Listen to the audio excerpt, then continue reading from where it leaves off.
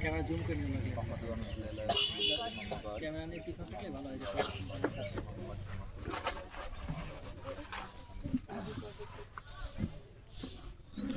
শুভ অপরাহ্ন। দুপুরের খাবারের পরে সবাই একটু দিন ভাব আছে, আমরাও তার বাইরে নয়, একটু অলসতা কাজ করে দাও। আমি ইচ্ছাশক্তি ফাউন্ডেশনের একজন সদস্য না, অতিথি। সর্বপ্রথমে আমি এই ফাউন্ডেশনের নাম যারা নামকরণ করছে তাদের প্রতি আমার অন্তরের ভালোবাসা এবং কারণ নামটা আমার খুবই পছন্দ হয়েছে।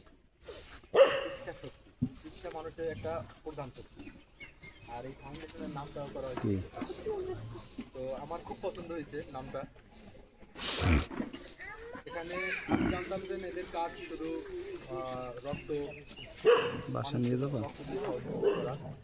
এখানে আসার পরে আমার ধারণাটা আরও কিছু চেঞ্জ হয়েছে, কিছু মানে আমি জানতে পারছি তাদের ফাউন্ডেশন সম্পর্কে। এরা বিভিন্ন সময় বিভিন্ন ধরনের মানবিক সহযোগিতামূলক কাজ করে।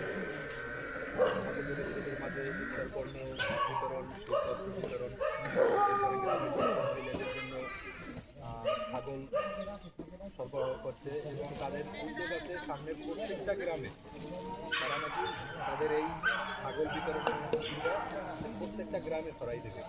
তো শুনে খুবই মানে আনন্দ অনুভব করছি নিজের ভিতরে। যুবকরা হচ্ছে হলো শক্তি। আমরা পরিচিত ক্লাস, আমরা এখন যুবক নেই, সারিতে আপনারা হচ্ছেন যুবক। তো যুবকরা যে কোনো কাজ করবেন। আর আমি এখন পর্যন্ত মুরব্বীও হইনি, তো যাই হোক মুরব্বী যারা আছে তাদের এই যে মুরব্বীদের রাখছে এই অনুষ্ঠানে, মুরব্বীদের যুবকরা উদ্যোগ নেবে এবং মুরব্বীরা সঠিক পথ প্রদর্শন করবে। তো মুরব্বীদের সেই দোয়ায় এবং আপনাদের যে উদ্যোগ রক্তদানের পাশাপাশি মানুষকে সহযোগিতা করা এবং